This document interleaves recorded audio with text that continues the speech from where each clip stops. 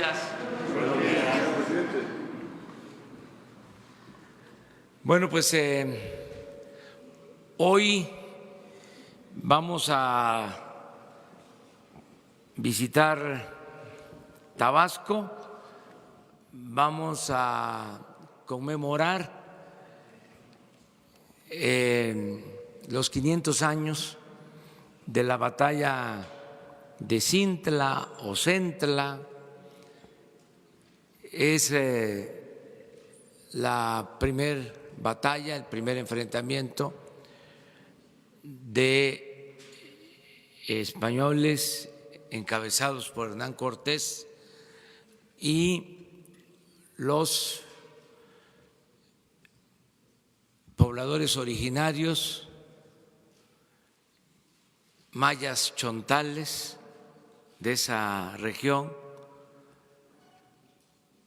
Vamos a hablar de este tema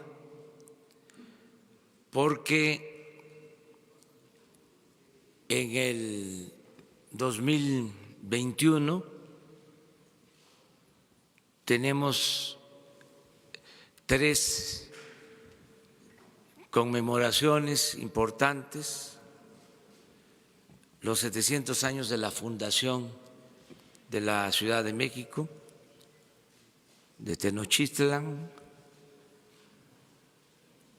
los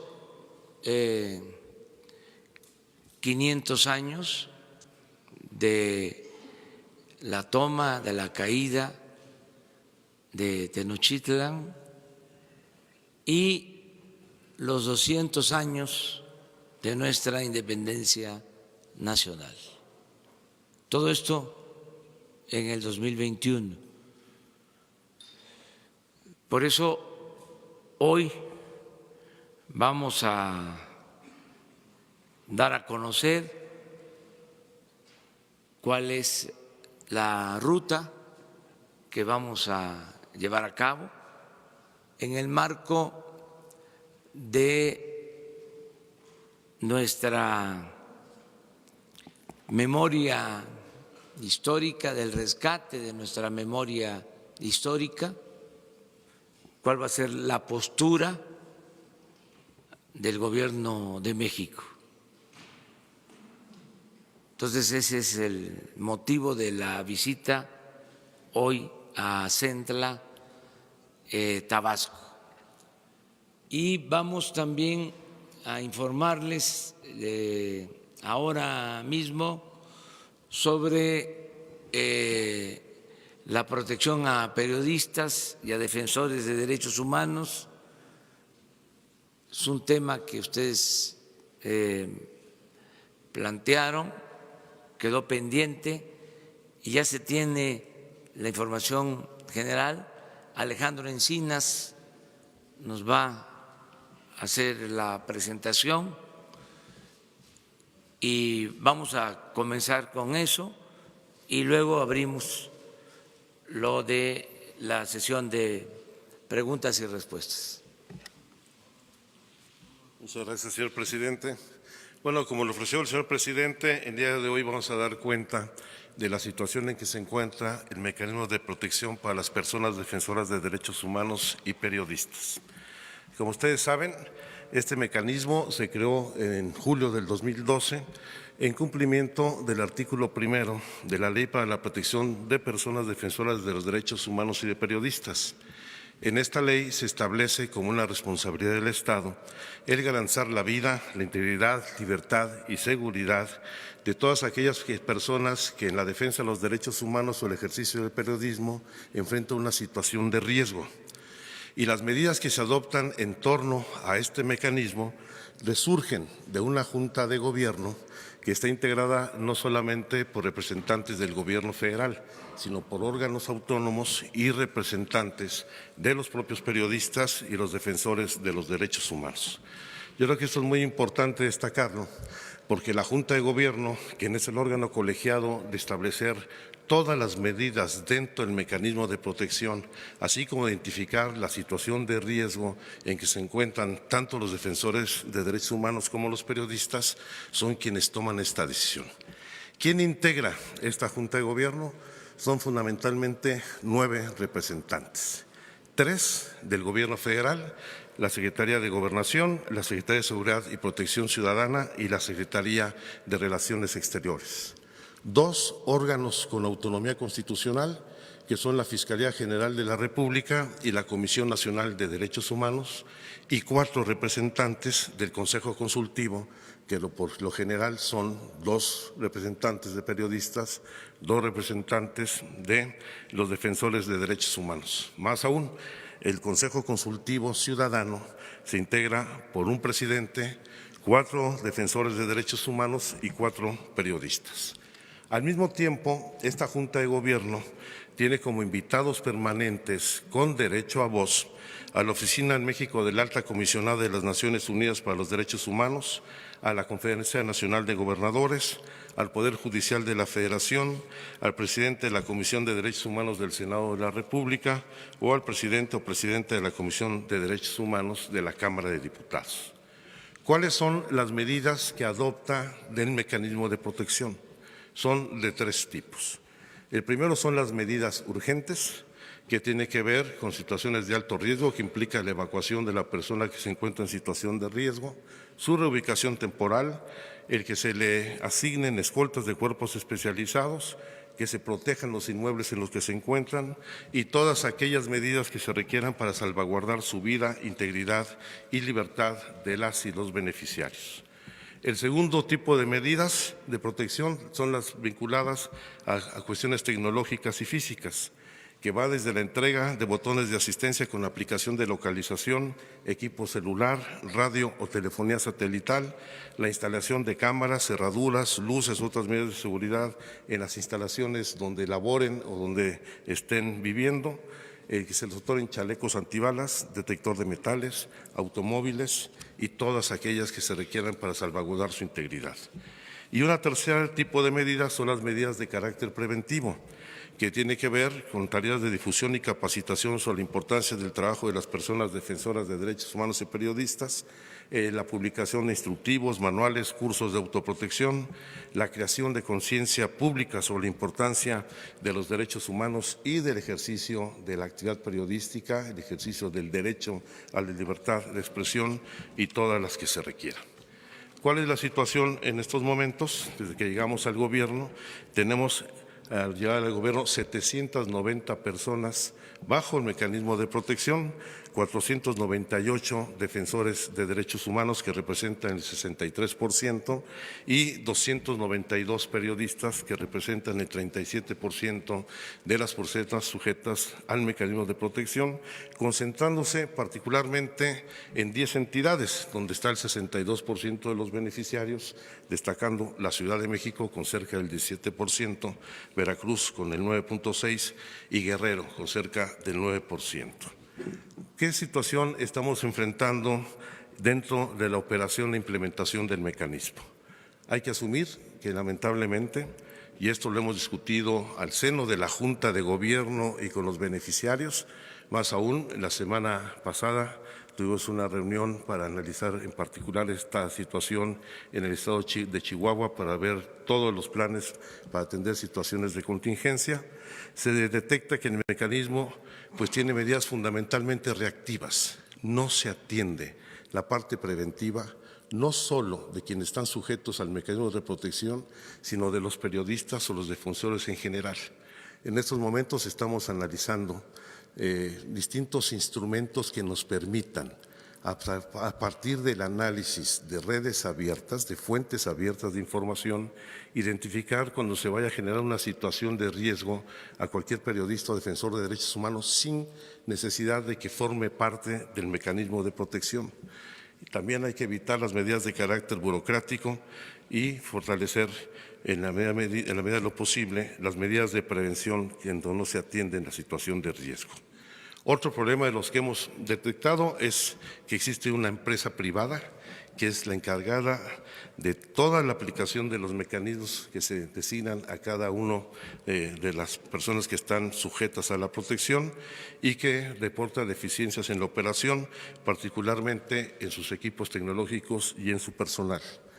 Ustedes recordarán, ha habido un presupuesto asignado que ha sido insuficiente. todavía a finales de la administración anterior, incluso en el periodo de transición tuvimos que intervenir para que hubiera una ampliación de 75 millones de pesos para poder garantizar no solamente el cierre del año, sino el inicio de operaciones en el mes de enero por lo menos, lo cual se logró. Hay que analizar los protocolos de análisis de riesgo, se necesita calificar particularmente a las personas encargadas de realizar la evaluación de riesgo de las personas que solicitan su ingreso al mecanismo y mejorar los mecanismos de coordinación entre el Gobierno federal y las entidades federativas, donde si bien ha habido instrumentos y mecanismos de coordinación, todavía son insuficientes. Voy a ponerles un ejemplo, uno de los más cuestionados, de la situación que guardan algunas de las medidas y particularmente tiene que ver con el uso de los 792 botones de asistencia que actualmente se encuentran activos para periodistas y defensores de derechos humanos, donde como pueden ver, de los 792 botones, 209 de los usuarios tienen apagado durante más de 150 días al año el botón. Los 100 más lo tienen apagado entre 61 días y 150 días al año. Y si bien un número importante, 230, lo tienen activo prácticamente de manera permanente, es de manera muy desigual su uso.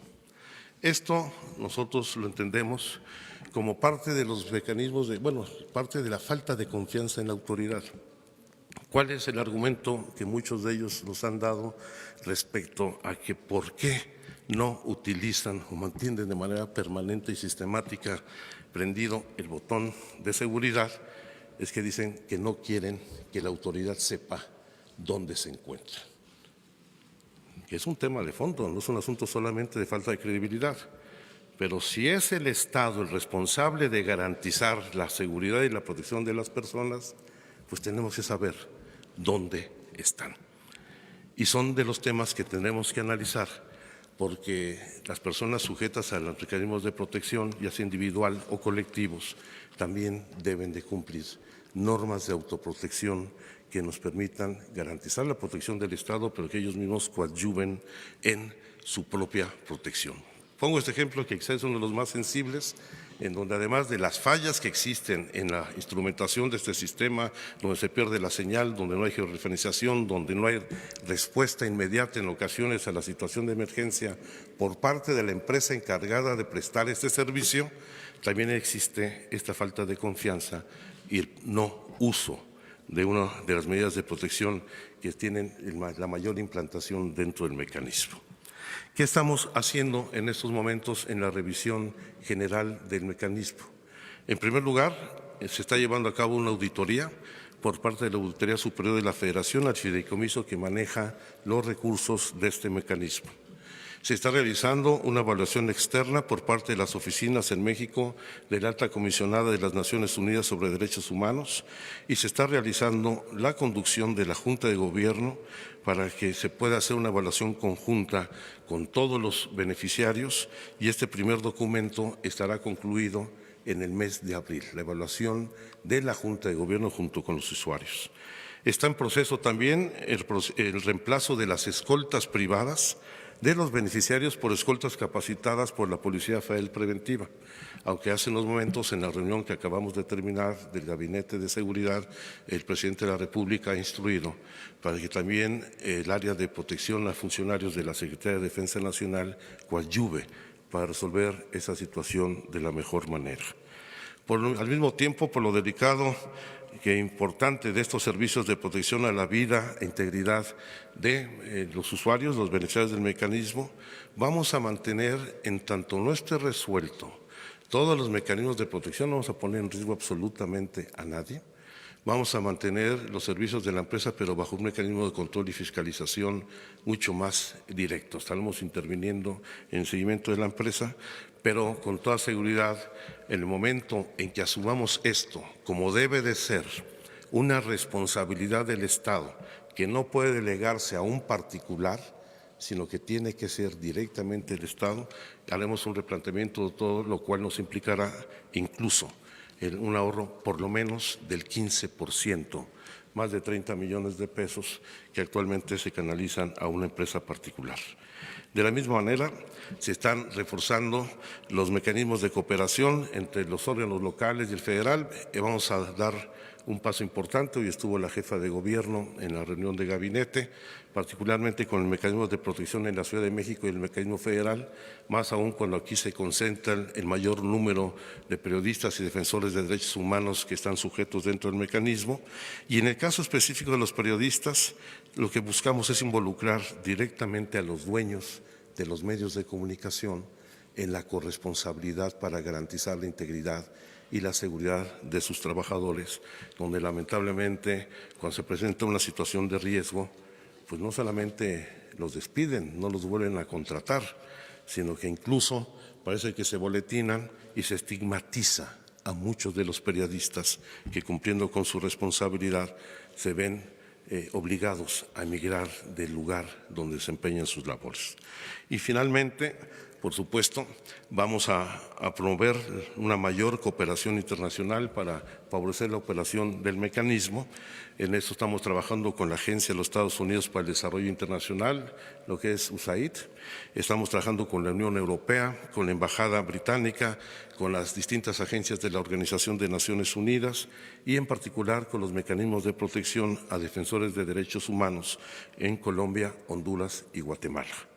Y con toda seguridad, en la medida que se ha venido incrementando a cerca de 20% más el número de solicitudes para incorporar este mecanismo tanto a defensores de derechos humanos como a periodistas, se va a requerir de un incremento presupuestal que pretendemos cubrir de manera muy importante con la eliminación del contrato, que es oneroso y que con ello tendremos recursos suficientes para la protección.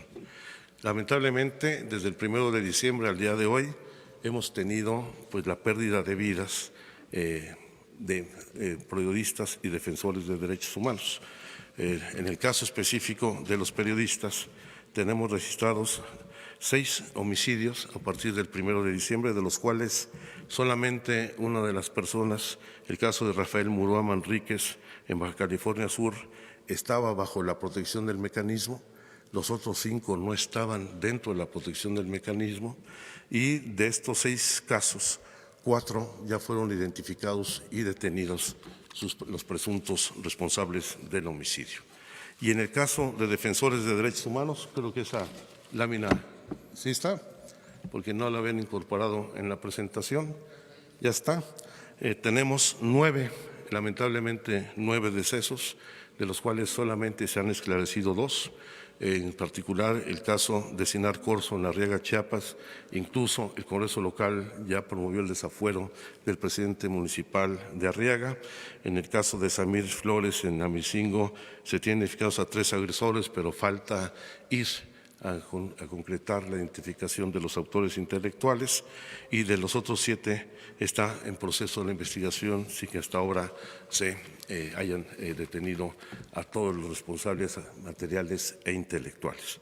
También se hace el seguimiento de periodistas que han sufrido algún tipo de agresión.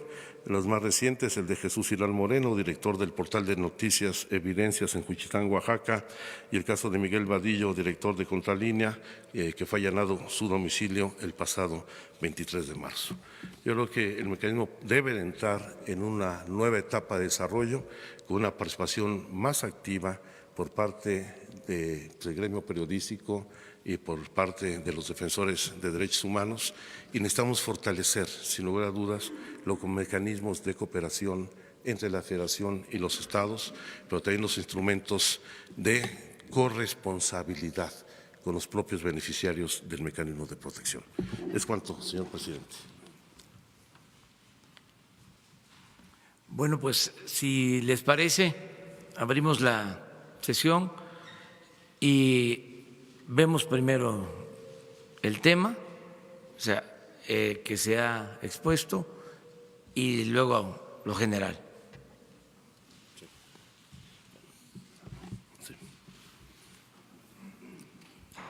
Buenos días, Felipe Fierro de Chihuahua, de tiempo.com.mx. Para preguntarle por el caso de Miroslava, ¿qué hay de eso? Bueno, Miroslava, como has dado a conocer en los días recientes, no se ha concluido el proceso de investigación. Ahí hay limitaciones por parte de la actividad de la Fiscalía en el Estado de Chihuahua. Por supuesto que debe haber coadyuvancia por parte de la Fiscalía General de la República y está en el pleno desarrollo del proceso, del desahogo del proceso judicial. ¿Cuáles son los problemas ahí con la Fiscalía? Bueno, eso es un asunto que debe resolver el gobierno del Estado de Chihuahua para desahogar de manera plena esta situación y fundamentalmente la detención de los responsables que tienen plenamente Pero concretamente, identificados. ¿qué es lo que falta? Pues que concrete toda la pesquisa, todo el proceso judicial para su desahogo. Pero el gobierno federal no está interviniendo en el caso. Estamos haciendo el seguimiento. Hay que recordar que la Fiscalía General ahora es un órgano autónomo. En lo que corresponde al mecanismo se está haciendo el seguimiento para que se cumplimente toda la carpeta de investigación. Pero la Fiscalía de Chihuahua no es autónoma. Yo creo que no, pero si es un estado distinto, nosotros no podemos intervenir directamente con ella. Pero entonces, ¿ustedes tienen el caso o no lo tienen ustedes? No lo tiene el gobierno federal, no está en el mecanismo, está en el ámbito del gobierno del Estado. ¿Y qué es lo que sigue ahí? ¿Van a esperar o qué va a pasar? El fiscal general de la República podrá tomar la determinación en cuanto a la atracción plena de esta investigación. Gracias. Uno y uno. Buenos días, licenciado Encinas, licenciado López Obrador. Humberto Padgett, de Ciro por la Mañana, de Grupo Fórmula. Preguntarles con respecto al caso de Miroslava Bridge si el gobierno federal considera la pertinencia de investigar la supuesta línea política de intervención en su asesinato. Segundo, entendemos que hubo una reducción del presupuesto al Mecanismo Federal de Protección a Periodistas y Personas Defensoras de los Derechos Humanos.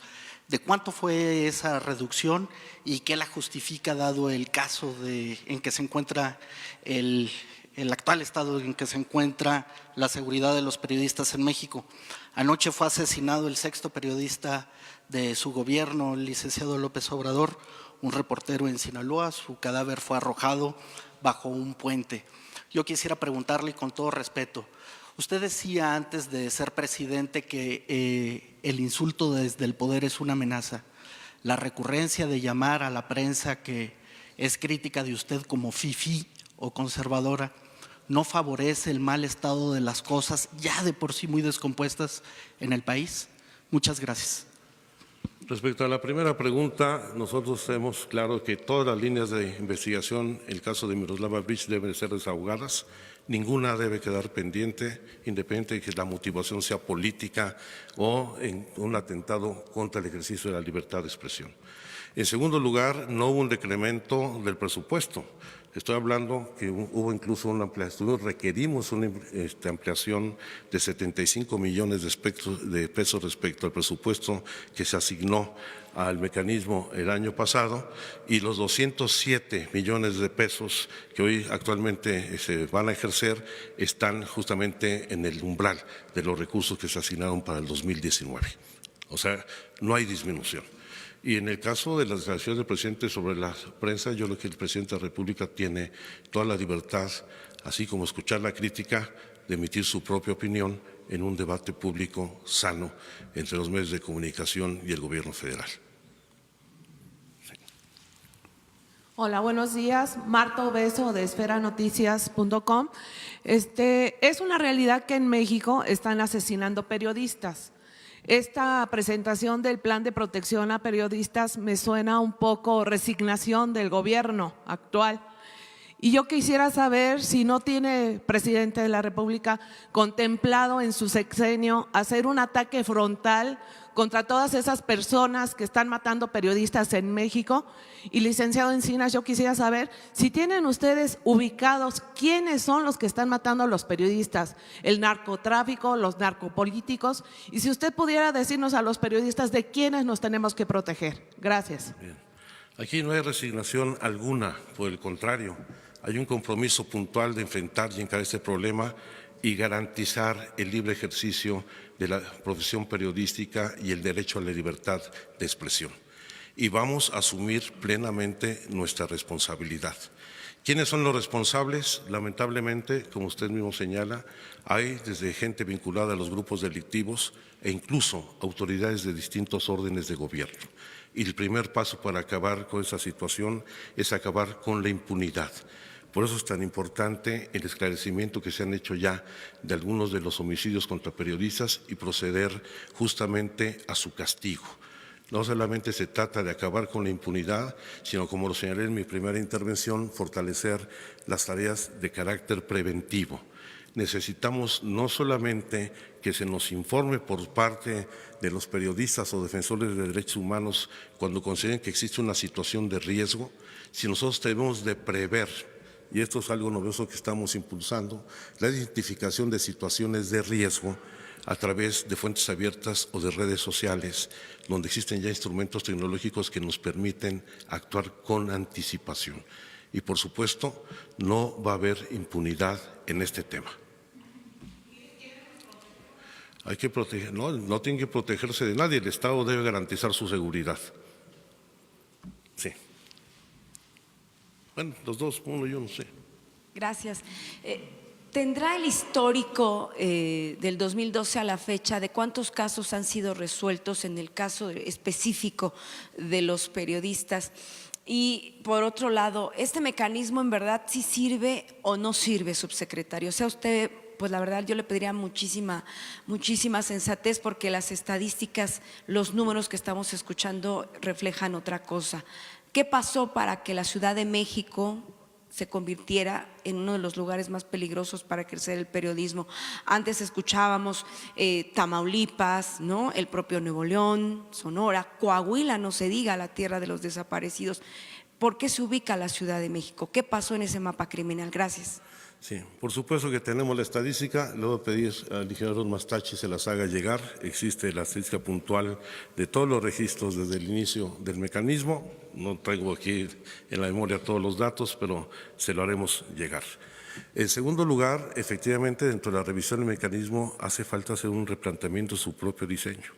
Creo que es muy importante que la mayor parte de los integrantes de la Junta de Gobierno, quien es el órgano que toma las decisiones, no sea el gobierno federal. De los 9 integrantes, 4 son defensores de derechos humanos y periodistas. 2 son órganos autónomos, la Fiscalía General y la Comisión Nacional de Derechos Humanos, y solamente hay 3 representantes del gobierno federal. Con lo cual implica una visión y una óptica distinta y que debe garantizarnos la seguridad. Sin embargo, pues estamos viendo que esta composición no es suficiente. Sí creo que es necesario hacer una revisión de la ley en donde se fortalezcan los instrumentos que permitan que el Estado intervenga con mayor firmeza en los temas vinculados con este mecanismo. Y serán temas que llevaremos a la Junta de Gobierno y que seguramente se debatirán muy pronto en el Congreso de la Unión. ¿Qué pasó en la Ciudad de México? Creo que aquí se conjugan 2 fenómenos. Evidentemente hay que asumir que el gobierno anterior hubo un debilitamiento de las tareas de seguridad y también de protección a los periodistas y defensores de derechos humanos. En segundo lugar, que fue un polo de atracción para la reubicación de muchas de las personas dentro del mecanismo. Por eso también es tan alta la concentración de personas sujetas al mecanismo en la Ciudad de México, porque son la gente que lamentablemente tuvo que emigrar de su lugar de origen hacia la ciudad, que es lo que también detona este incremento. Buenos días, señor presidente. Licenciado Encinas, Omar Caballero de Noticieros HOTV. Una simple pregunta: ¿cómo van a evitar que los defensores de derechos humanos pierdan la vida pues precisamente a causa de querer dañar la imagen del presidente de la República? La mayoría de los adversarios que tiene el presidente han buscado la forma de dañarlo consecuentemente durante estos últimos días.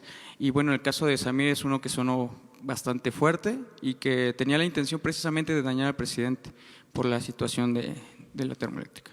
Nosotros como autoridad no podemos partir de una hipótesis de esa naturaleza. Nosotros tenemos que garantizar la protección de todas las personas y en este caso específico de los protectores de derechos humanos y de periodistas. Y para eso es el fortalecimiento de todas las instituciones públicas.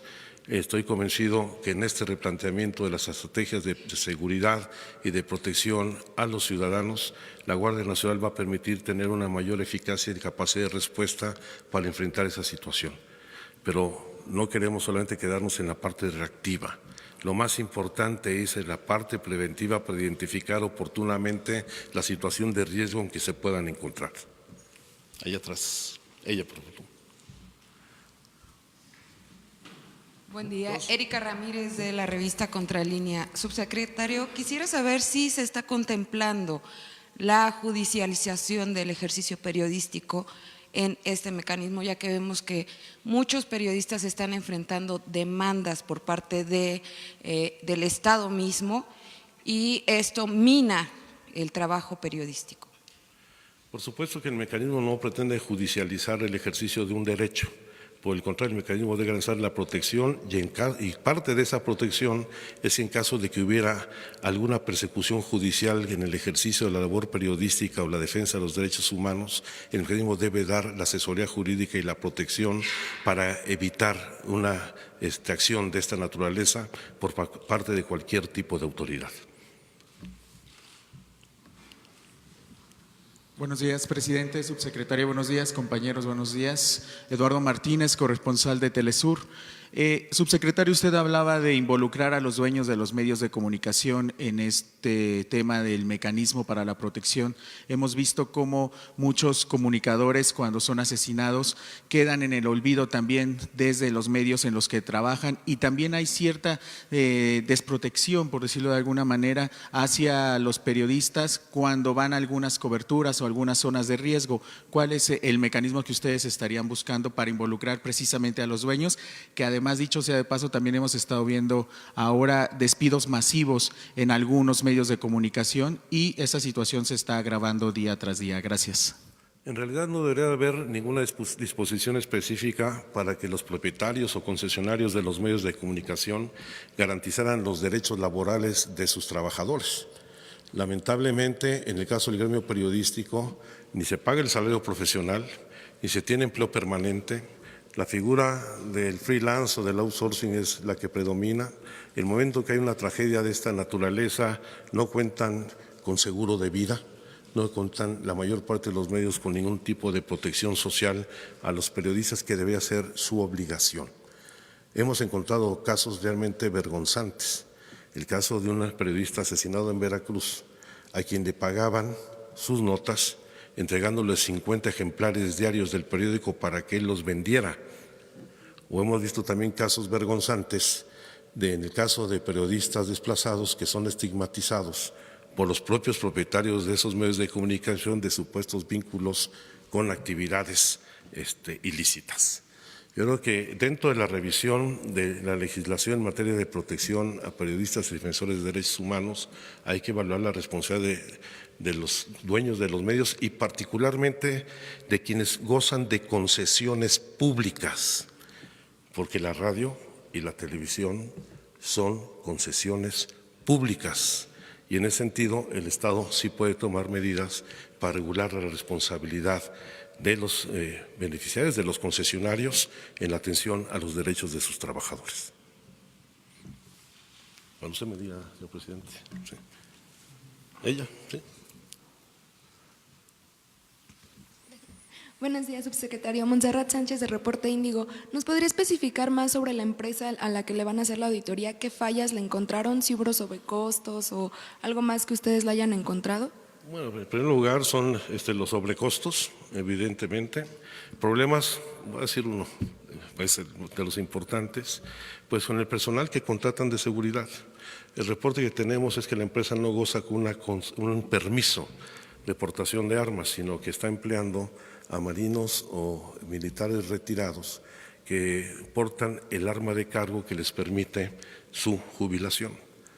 Esta es una USP. Y RCU,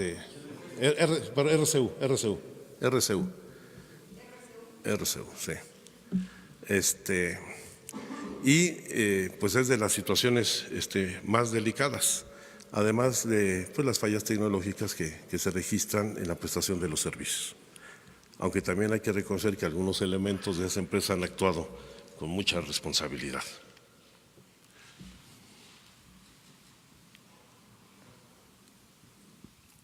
Gracias, buenos días. Primero, subsecretario, que nos aclarara el porcentaje en los casos que se tiene registrado, seguramente usted tiene la radiografía de los hechos, ¿qué porcentaje de los casos de periodistas asesinados tienen que ver con autoridades? ¿Qué porcentaje tiene que ver con cuestiones personales y con grupos criminales, si lo tiene? No lo tengo aquí a la mano, se los vamos a hacer llegar y por supuesto teniendo mucho cuidado en la identificación del móvil del homicidio, porque ahí hay uno de los problemas en el seguimiento de este tipo de homicidios, donde en ocasiones se quiere estigmatizar a la víctima, ya sea criminalizándolo por tener algún vínculo con algún grupo delictivo o derivando esta situación a una causa personal. Y yo creo que eso hay que analizarlo con mucho detenimiento y nosotros no vamos a ser parte de ese proceso de estigmatización de las víctimas. Quienes nos hemos enfrentado desafortunadamente en los últimos meses a estas situaciones de riesgo, hemos detectado que el mecanismo no sirve. En el mecanismo no hay comunicación, no hay seguimiento, no hay acompañamiento, no hay defensoría. El gobierno federal contempla desaparecer este mecanismo y quizás crear otra figura, otra herramienta que sí sea responsabilidad del actual gobierno para que no se achaque lo que pasa a un mecanismo que no sirve y que sea el propio gobierno actual el que se responsabilice de los casos? Ya lo dije con toda claridad. Por supuesto que no vamos a desaparecer un mecanismo de esta naturaleza en tanto exista una situación de riesgo en el ejercicio de estas actividades, pero sí requiere un rediseño e incluso, lo dije, una reforma a la ley para fortalecer las facultades, atribuciones y mecanismos de intervención del Estado mexicano. Usted me dice, señor presidente. Pues una más. Muchas gracias. Esteban Durán, de Vanguardia, Veracruz. Independientemente de esta protección que pueda ofrecer el Estado a quienes se dedican a las investigaciones respecto al crimen organizado, yo creo que también es muy importante dar protección a todos quienes laboramos en un medio, porque la mayoría, bueno, no sé si la mayoría de los propietarios abusan de nosotros, abusan de nuestras condiciones y abusan de la necesidad que tenemos nosotros de un trabajo. E inclusive engañan a las autoridades también. ¿Por qué? Porque ellos dicen que pagan sus impuestos, pagan el seguro social, etcétera, cuando es mentira eso, y a nosotros igualmente nos engañan y quedamos completamente desprotegidos con la falta de seguridad social. Aquí sí es muy importante recalcar que esto debe de ser y que debe de ser ya de inmediato, porque muchos de los compañeros que aquí nos encontramos laboramos desde la mañana hasta ya muy noche, cuando los propietarios siempre nos dan una mísera cantidad por ese trabajo.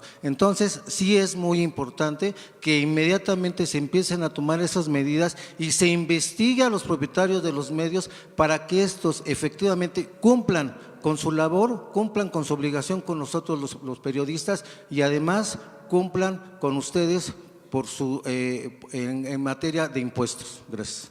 Estoy de acuerdo.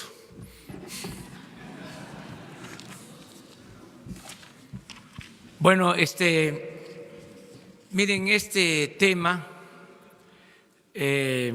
tan delicado va a requerir de seguimiento permanente. Una de las características de los distintivos del nuevo gobierno es la transparencia, el que podamos todos los días hablar de estos temas que antes se ocultaban. Esto es importante decirlo porque a veces se padece de amnesia y se olvida cómo era el régimen autoritario, cómo era el régimen durante el periodo neoliberal. Estos temas prácticamente no les interesaban o salían al paso solo para simular de que tenían que atenderlos. Para hablar con claridad, ellos estaban en los business. Los gobiernos anteriores lo que les importaba era hacer negocios al amparo del poder público. El gobierno estaba destinado a facilitar el saqueo, el robo, no a la protección de los ciudadanos. Entonces, es un avance no solo el que no se tolere la corrupción ni la impunidad, es un avance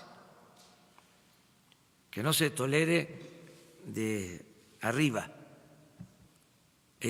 hacia abajo la corrupción y la impunidad, que no haya complicidades. Y es un avance muy importante el que no haya silencio cómplice y que se dé la oportunidad a todos de expresarse, de manifestarse y que haya transparencia. Entonces, todo esto que hemos heredado, mal hecho, se va a corregir. Lleva tiempo porque son muchos y muy grandes los problemas que se heredaron. Ayer estábamos hablando y comprometiéndonos a atender el problema de los desaparecidos. Ya se ve como si fuese una cosa normal que hayan desaparecido 40,000 personas en 10 años y que haya 26 cuerpos sin ser identificados. Es terrible esa herencia que dejó la política neoliberal. Y así muchas otras cosas. Acabamos de hablar de la reunión de los contratos de los gasoductos. Imagínense entregar contratos a empresas para hacer gasoductos. Si un gasoducto cuesta $1,000 millones, hay que terminar pagando hasta $8,000 millones. Pero eso no es todo. El gasoducto en cuestión no es de la Comisión Federal de Electricidad o no es propiedad pública, aunque se paga con el dinero del presupuesto. El gasoducto es propiedad de la empresa que lo construye. ¿Qué es eso? Bueno, así se heredaron muchas cosas. Y esto que estamos tratando. ¿Cuál es el compromiso? De limpiar al gobierno de corrupción, terminar con la simulación y hablar con la verdad. Y hacer un llamado para que todos ayuden y participen, que todos participemos en la transformación de la vida pública del país.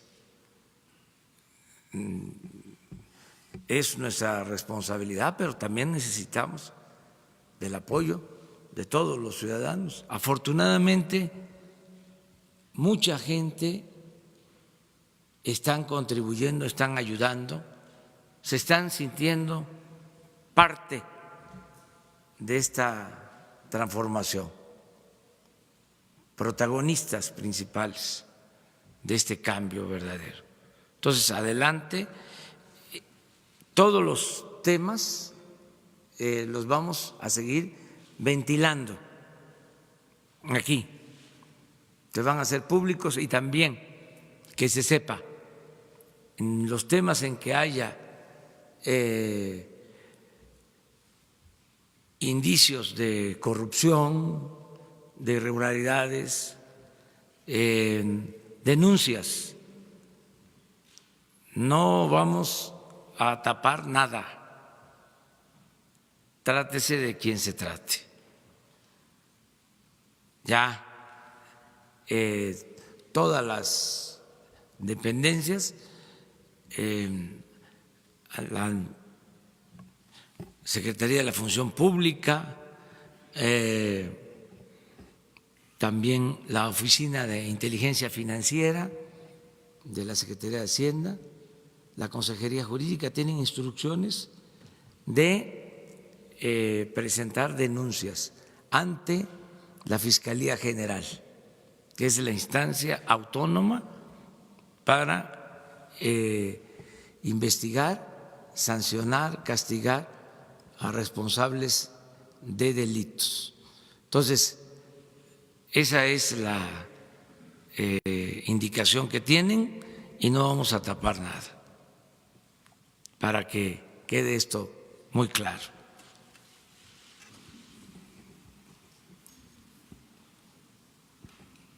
Licenciado López Obrador, con todo respeto, reponer la pregunta. Dado el clima de inseguridad en que nos encontramos los periodistas mexicanos, ¿es sensato enderezar estos adjetivos como fifí, como conservadores, en una forma que quizá generalice que en la falta de puntualidad haya una situación de escarnio innecesario? Con todo respeto, licenciado. Con todo respeto te contesto. Existe una prensa fifí, no es una invención. Existe el partido de los fifí, existe el conservadurismo en México y creo que nunca ha desaparecido. Entonces, no están de acuerdo con nosotros, son nuestros adversarios. Entonces, el señalar de que existe un partido conservador y que existe una prensa fifí, pues es decir lo que considero real, no es una invención y es parte de la democracia el que podamos ejercer todos nuestros derechos a manifestarnos con libertad y con respeto. Eso es lo que te puedo contestar. O sea, no me voy a quedar callado ante la hipocresía del conservadurismo, porque los conservadores, los fifí, tienen como doctrina, y podría decir su única doctrina, es la hipocresía. Entonces, ya basta de simulación, fuera máscaras.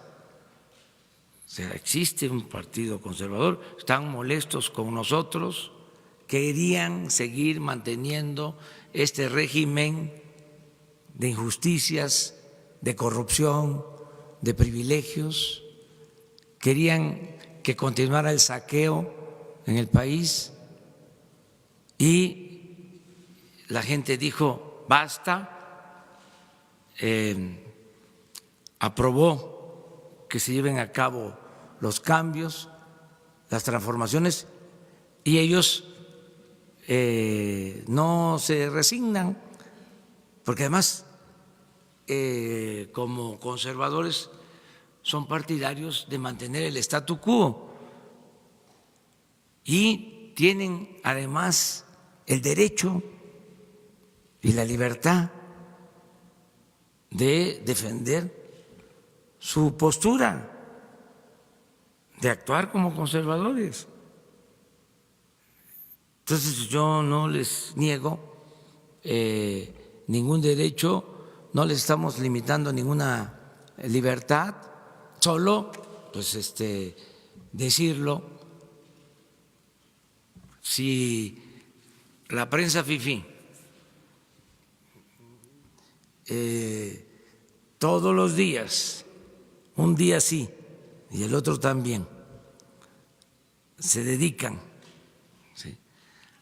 a cuestionar y a veces a calumniarnos todos los días como sistema, porque hay una línea editorial en contra nuestra, no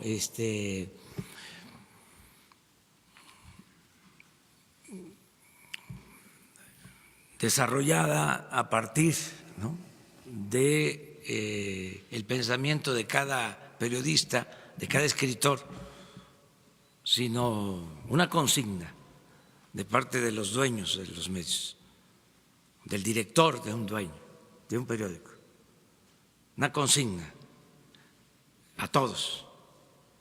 Pues entonces tenemos el derecho, ¿no?, de decir, existe esta prensa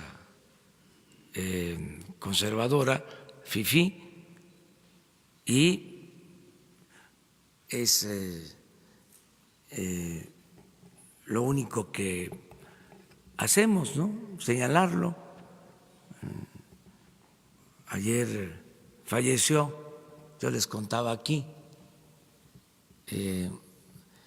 un dirigente magisterial de Oaxaca, que expreso mis condolencias a sus familiares, a sus amigos, a sus compañeros, que fue vilipendiado, calumniado por esa prensa. Entonces, que no se pasen, ¿sí?, o que no se sientan omnímodos, ¿no?, los grandes jueces, los grandes juzgadores, los que pontifican, y que no haya derecho de réplica. La democracia es mensajes de ida y vuelta, es diálogo circular, que todos podamos expresarnos. Aquí también aprovecho para enviar un abrazo a amigos, a familiares de Virgilio Caballero, que también falleció en la madrugada de hoy. Y siempre vamos a ser respetuosos de los medios de información y siempre vamos a respetar a la prensa fifí, es decir, que se exprese libremente, nada más que nos den la posibilidad de la réplica, pero nunca vamos a actuar como los gobiernos que ellos defendieron, porque ellos defendieron, sí, gobiernos que persiguieron a periodistas, ellos defendieron gobiernos que por consigna les quitaban sus programas, los desterraron incluso. El caso de Gutiérrez Vivó, y esa prensa fifí se quedó callada, ¿sí?, actuó con un silencio cómplice. Lo de Carmen Aristegui, lo mismo. Nosotros no vamos a actuar así. A ningún periodista se le va a limitar su derecho a expresarse. Y en este caso, como aquí se ha visto, vamos a hacer todo lo que esté de nuestra parte por protegerlos, por evitar que sean agredidos ¿sí? Es nuestra responsabilidad como representantes del Estado, es nuestra responsabilidad con todos los ciudadanos y es lo que estamos buscando, que no haya impunidad. Y aquí se preguntaba algo que es interesante de los asesinatos y que contestó con mucha sutileza Alejandro. O sea, ¿quiénes son los que agreden? O sea, y sin duda hay dos grupos de agresores. La delincuencia, llamada organizada, los grupos delictivos y representantes del Estado. ¿Qué garantizamos nosotros? ¿Sí? Que el Estado no va a violar derechos humanos, que eso es un cambio importante. Nunca vamos a dar la orden de reprimir a nadie. No es el mátalos en caliente de Porfirio Díaz, o plata o plomo, o en encierro, entierro o destierro. No, esta es una transformación, este es un cambio, este no es un gobierno autoritario. Entonces, esa parte se descuenta. El Estado no va a reprimir a los ciudadanos, que era por antonomasia el principal violador de los derechos humanos. Entonces eso debe de quedar claro. Y el que haga algo siendo servidor público en contra de cualquier ciudadano que comete un delito no va a contar con impunidad. Entonces, sí hay diferencias, no somos iguales. Entonces, para que nos vayamos poniendo de acuerdo, sé que va a ir costando trabajo el que se vaya entendiendo que se trata de un cambio verdadero y nos vamos a ir conociendo cada vez más, porque a pesar de que llevamos años luchando y siendo consecuentes, como ha sido tanta la guerra sucia, ¿sí?, acerca de lo que somos, nos han pintado, ¿sí?, tan mal que cuesta trabajo que se entienda de que somos distintos. Entonces, pero poco a poco, además son 6 años, si así lo decide el pueblo, y nos vamos a estar viendo todos los días.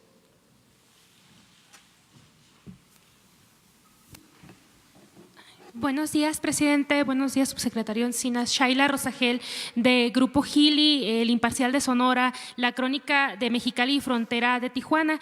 Presidente, el sábado, durante el 25 aniversario de la muerte de Luis Donaldo Colosio, su hijo Luis Donaldo Colosio Riojas nos dijo en entrevista que no espera nada del sistema de justicia mexicano en relación a llegar a la verdad sobre lo que le sucedió a su papá. Le queremos preguntar qué dice a esto de lo que nos comenta Luis Donaldo, y si ya leyó la carta de los padres de aborto que le entregaron el viernes, y si existe la posibilidad de reabrir el caso Colosio. Y otra nada más, el 31 de marzo inician las campañas a gobernador en Baja California y Puebla, y pues nos gustaría saber qué postura va a tomar su gobierno en relación a los comicios locales y las campañas que inician también en abril. Muchas gracias.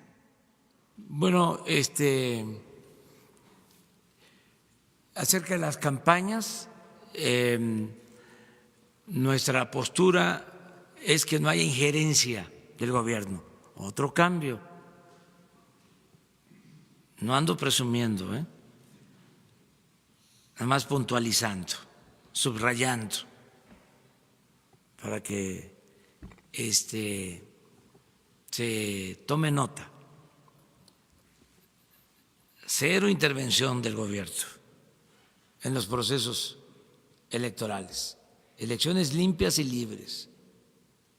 Nada de utilización del gobierno para favorecer a candidatos o partidos. Nada de utilizar el presupuesto público como se hacía para favorecer a candidatos y partidos. Nada de entregar migajas, frijol con gorgojo a cambio de votos. Nada de dar instrucciones a organismos encargados de organizar las elecciones para favorecer a candidatos o partidos. Democracia. Y ya entra en vigor la reforma constitucional para castigar a quienes cometan fraude electoral. Y ya es delito grave. Y ya existe la Fiscalía Electoral para que haya elecciones limpias y libres, se termine con el acarreo, con la manipulación, con el tráfico, con la pobreza de la gente. Yo he tomado la decisión de no ir durante la campaña a esos estados. Y quiero que los ciudadanos libremente se manifiesten, se expresen y decidan por qué partido y por qué candidato van a votar. No tenemos preferencias, no tenemos partidos, queremos respetar la voluntad libre de los ciudadanos. Voy a estar precisamente porque van a iniciar las campañas. Ya a Puebla ya no regreso, ya fui, solamente que hubiese una cuestión de emergencia, que espero no suceda, pero no iría hasta después de las elecciones. Y en el caso de Baja California voy a estar pasado mañana. Adelanté el viaje, tenía pensado ir en 10 días porque necesitamos hacer allá una reunión del Gabinete de Seguridad para evaluar lo que está pasando, sobre todo en Tijuana. Entonces lo vamos a hacer el miércoles. Mañana tenemos acto en San Luis Río Colorado, Sonora, y el miércoles en la mañana, incluso qué bien que tratamos el tema, porque la rueda de prensa va a ser allá, en Tijuana, en la mañana. O sea, vamos a hacer la reunión de 6 a 7 de evaluación de seguridad y después de las 7 va a ser la conferencia de prensa. Mañana sí hay aquí en la mañana, que vamos a Tabasco y regresamos, y luego de la conferencia mañana nos vamos a San Luis Río Colorado, Sonora, y de ahí a Tijuana para estar el miércoles. Ya nos regresamos, pero es parte de lo mismo, porque tengo entendido que empiezan las elecciones el día 1 de abril, y ya no podemos estar en Baja California. Ya leí la carta de los papás de Aburto, ya la entregué a la Secretaría de Gobernación con la indicación de que se haga lo que por ley corresponde. Si hay posibilidades de reabrir el caso legalmente, se hará, pero me va a entregar un dictamen la secretaria de Gobernación sobre este asunto. Pues no hay que agotar ninguna posibilidad de investigación, no cerrar el caso, deben ser expedientes abiertos, porque fue un crimen deleznable que debe de ser aclarado. No porque pase el tiempo ya deben de olvidarse estos casos y tener la postura de exigir el esclarecimiento de los hechos.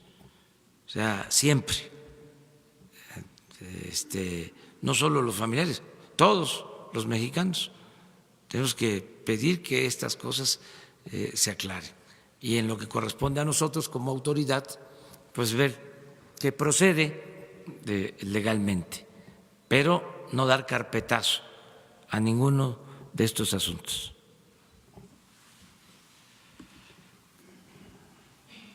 Presidente, buenos días. Secretario, buenos días. Marco Antonio Olvera, corresponsal de Radio Latino California aquí en México. Presidente, si no me equivoco, usted en días recientes había dicho que las personas que utilizaban o que eran atendidos en el Seguro Popular que desapareció a la llegada de su gobierno, recibirían atención médica en el IMSS y en el IMSSTE.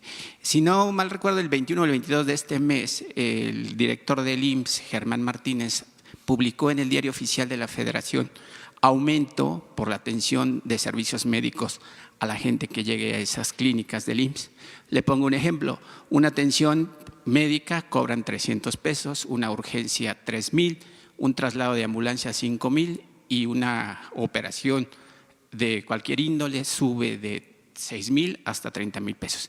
¿Qué referencia nos tiene y cuál es la medida que va a tomar en ese tema?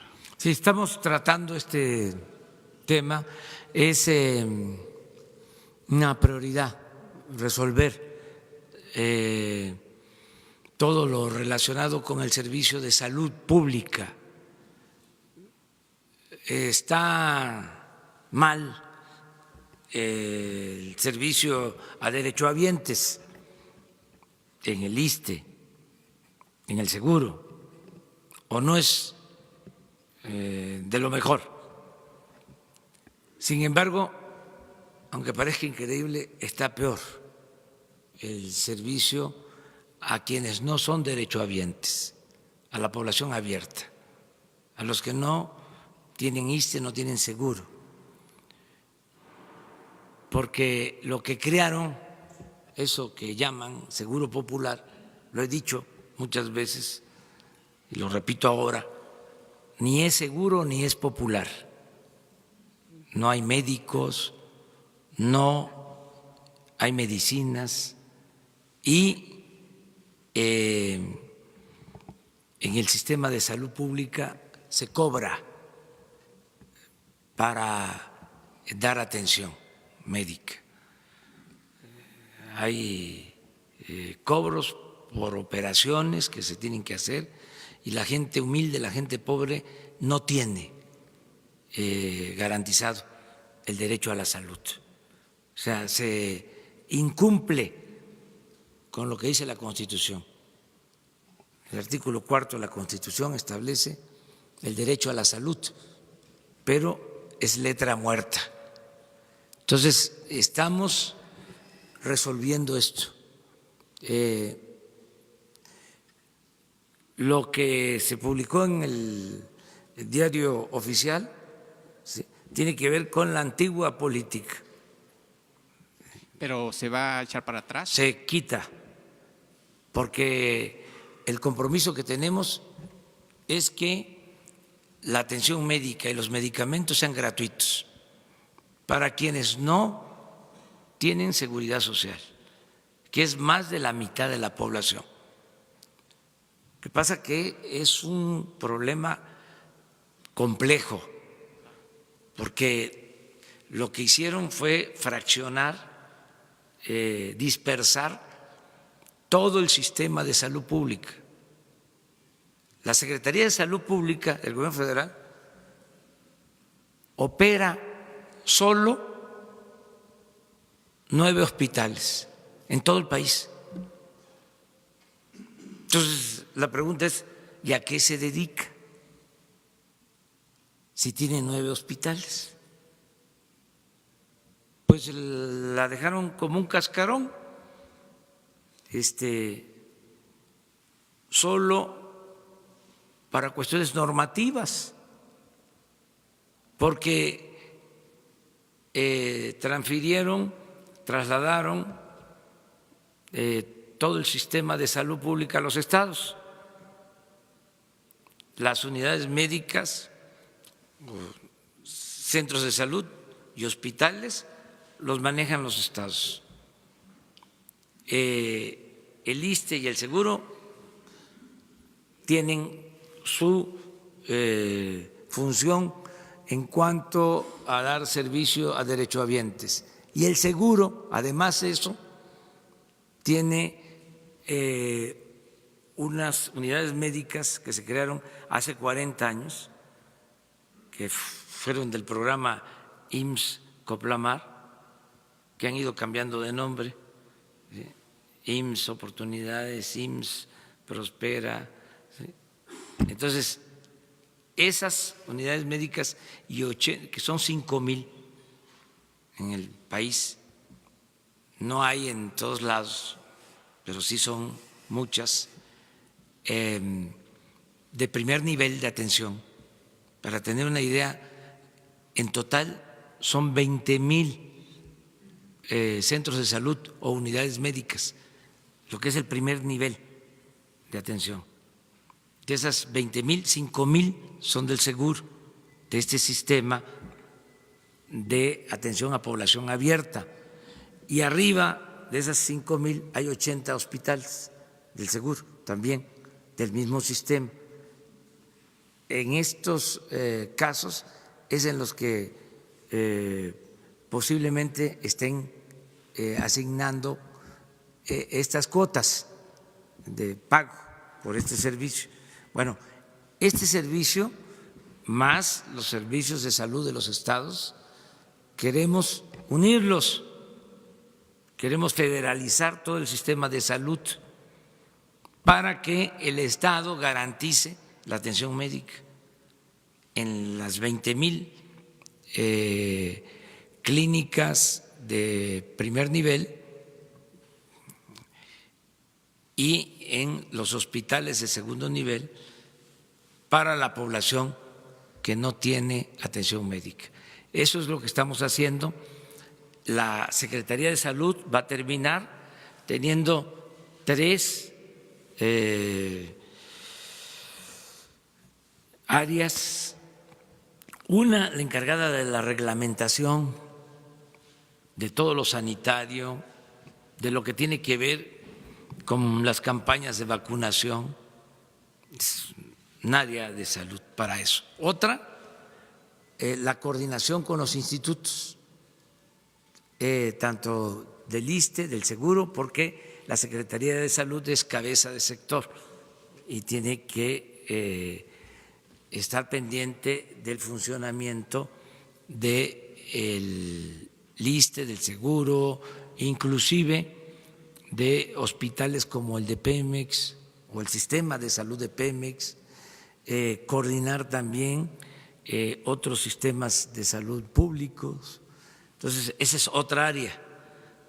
Y los institutos especializados de la Secretaría de Salud, ¿sí? Nutrición y los institutos.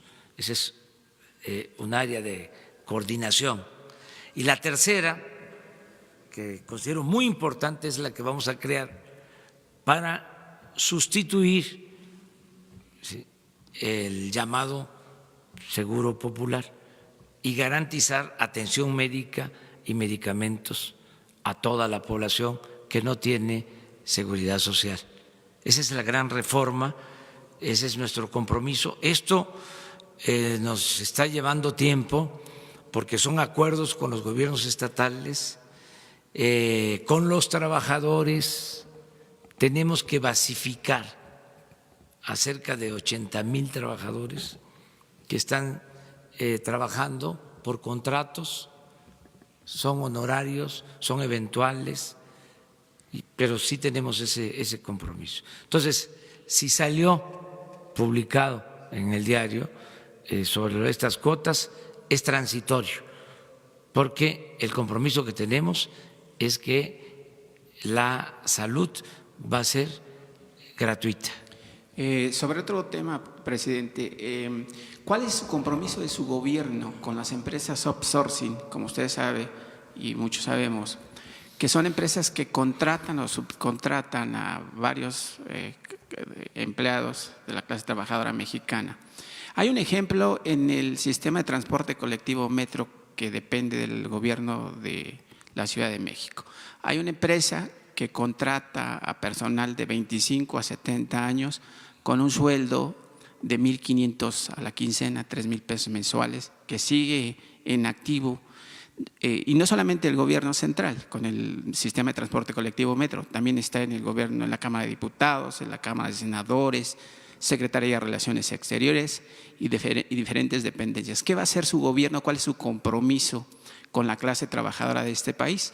Porque además pues, el Estado sigue teniendo una deuda con el salario que recibimos o reciben la clase trabajadora de este país. Mi compromiso es que mejoren los salarios en términos reales y que se vaya recuperando todo lo que perdió el salario en el periodo neoliberal. Sí, hubo una pérdida del poder adquisitivo del salario de alrededor del 70%. Nada más que los incrementos salariales y la recuperación de la pérdida del poder adquisitivo del salario se tiene que dar de manera gradual. Tiene que ser un proceso, no se puede lograr de la noche a la mañana, porque entonces afectamos las empresas, las fuentes de trabajo y se afecta la economía. Se nos dispara la inflación y nos va mal. Entonces lo estamos haciendo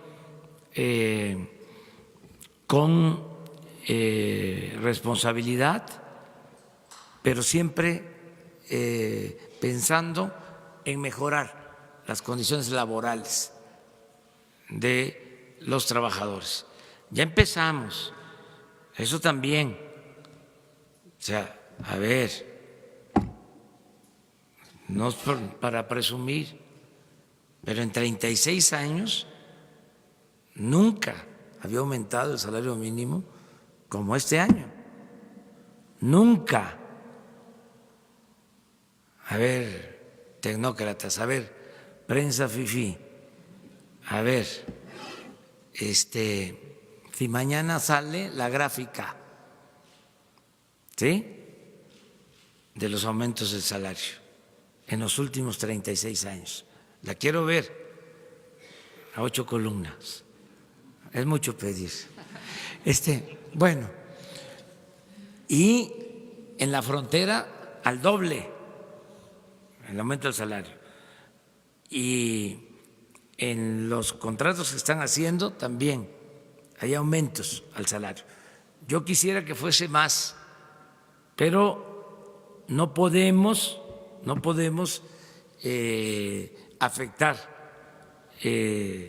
la economía de las empresas. Tenemos que cuidar también a las empresas. Entonces, ese es un compromiso. Otro compromiso es no permitir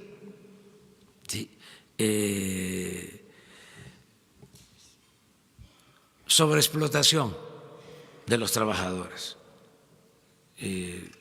y garantizar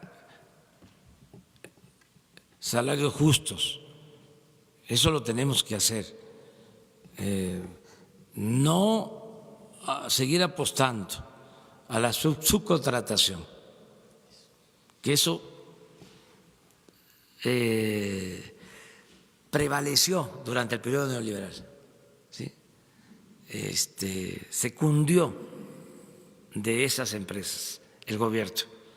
Bueno, al grado, ayer lo decía, Imagínense 50,000 elementos de la policía contratados para cuidar las instalaciones del gobierno. Y de esos 50,000, 45,000 privados de organizaciones de protección privadas. Cuando para proteger a la gente se cuenta con 10,000 efectivos de la Policía Federal y el gobierno contrata a 50,000 elementos para cuidar sus oficinas, sus instalaciones. Estamos haciendo una revisión si existen esos elementos, dónde están, qué están haciendo, cuánto están cobrando, porque es de dominio público de que se crearon empresas vinculadas con políticos para vender servicios al gobierno. Eso seguramente mañana lo va también a dar a conocer la prensa fifí. O sea, ¿cuáles fueron las empresas que se crearon no solo en el sexenio pasado? Porque también la prensa fifí tiene sus simpatías, ¿no?, partidistas. Entonces, le echaron todo, ¿no?, le echaron toda la culpa. No estoy defendiendo, pero al gobierno pasado. Y para atrás se olvidaron de hacer cuestionamientos, de hacer críticas.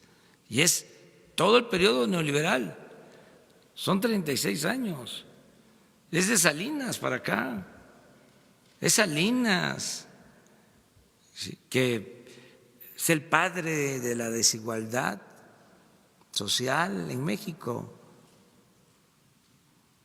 ¿Sí? Es el que más polarizó, el que creó la nueva oligarquía, el que trasladó los bienes del pueblo de México y de la nación a particulares, a sus allegados. Sí, hay un dato que es muy revelador.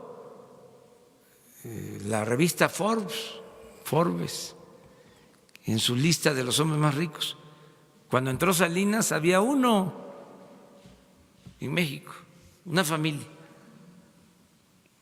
la Garzazada, con 2.500 millones de dólares, aparecía en la lista, uno. Terminó Salinas y ya habían 24. Pero no tenían 2.500, ya tenían 48,000 millones de dólares en un sexenio.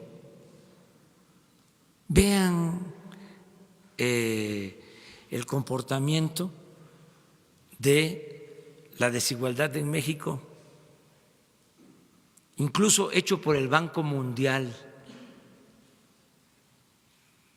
y es el periodo en que más se profundiza la desigualdad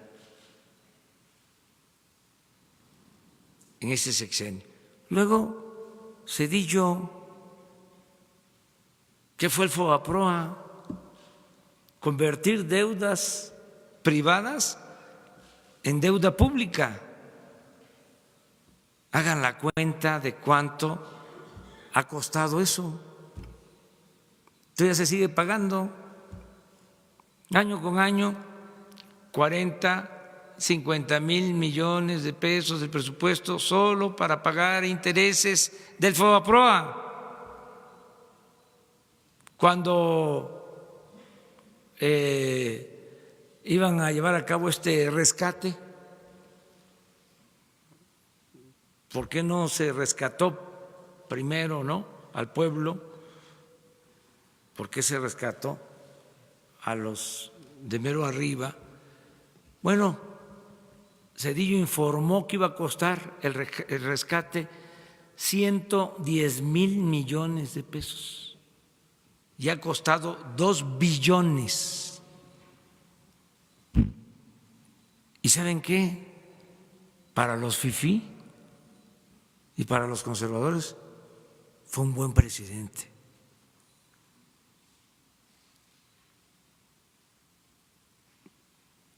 Fox, ¿qué no era el cambio? Resultó un traidor a la democracia, dicho por él mismo que él se encargó de que no llegáramos nosotros, que él participó para que se robaran la elección en el 2006. Calderón pues convirtió el país en un cementerio. Peña, corrupción. Entonces, eso es lo que enfrentamos. Y, a ver, ¿dónde está la autocrítica de los aplaudidores de estos regímenes? ¿Dónde está? El decir, yo me equivoqué,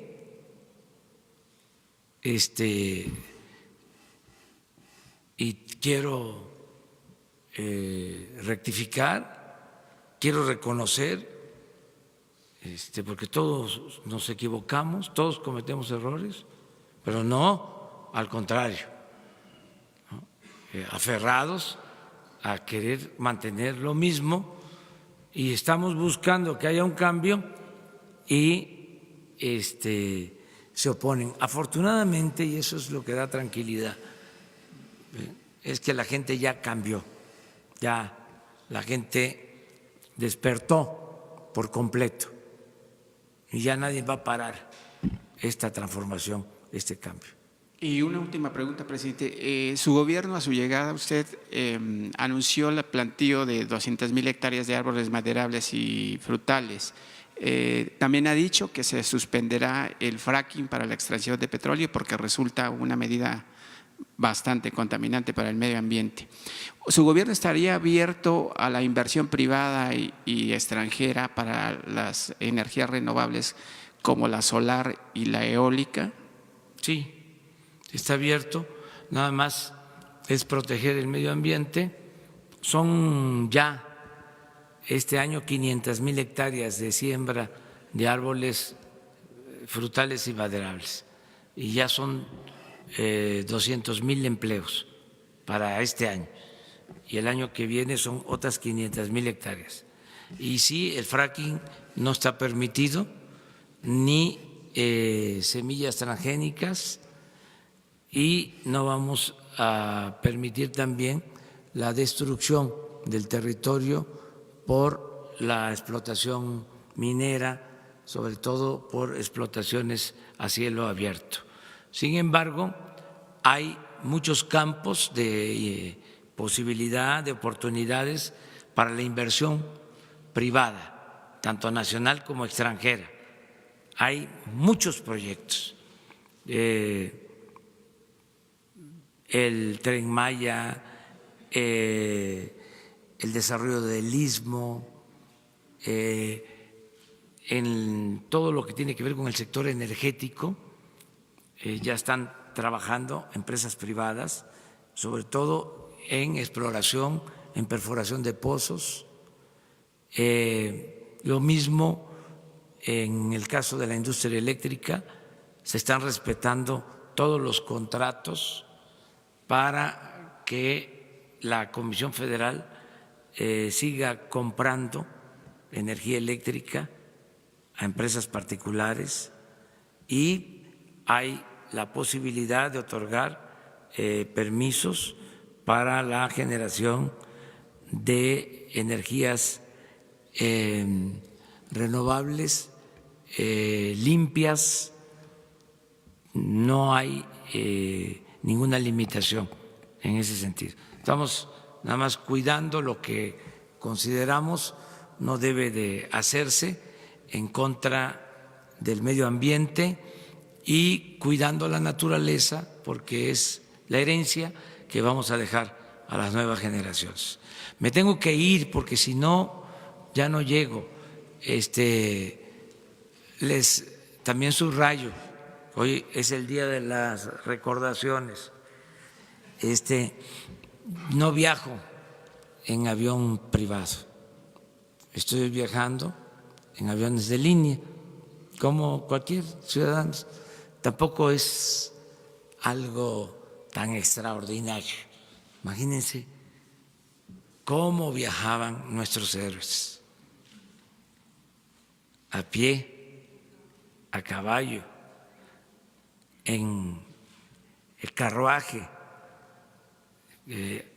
arriesgando todo, ¿sí? Ahora no sé qué les pasaba a estos. O sea, imagínense subirse a un avión que es así, con este espacio, no tanto, pero sí como unos 25 metros, ¿no?, de ancho por 70 de largo, para 280 pasajeros. Ir ahí 20,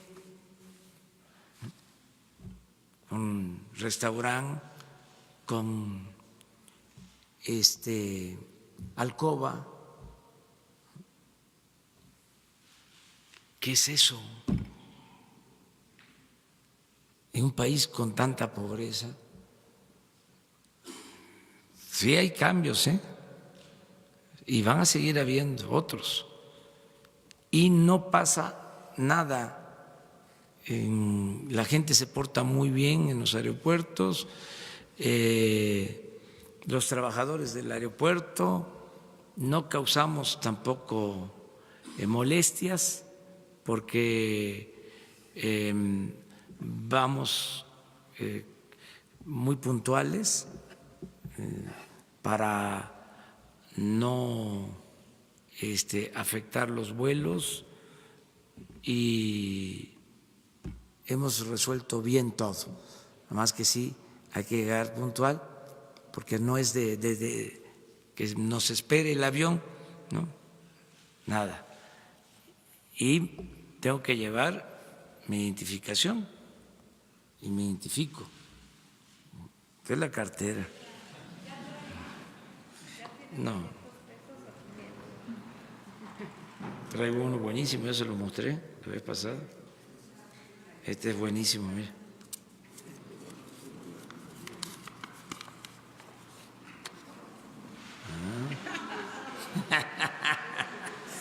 Este es válido. Tengo otros. No. Pero lo que quiero mostrarles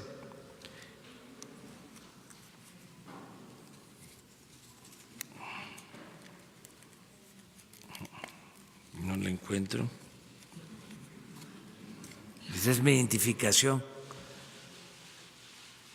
Esta es mi licencia de manejo. ¿Saben qué?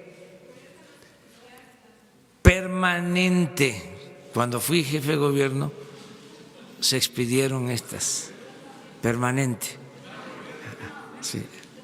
Como decía un buen periodista, don Trino Malpica, allá en mi pueblo, ¿saben cómo terminaba sus artículos?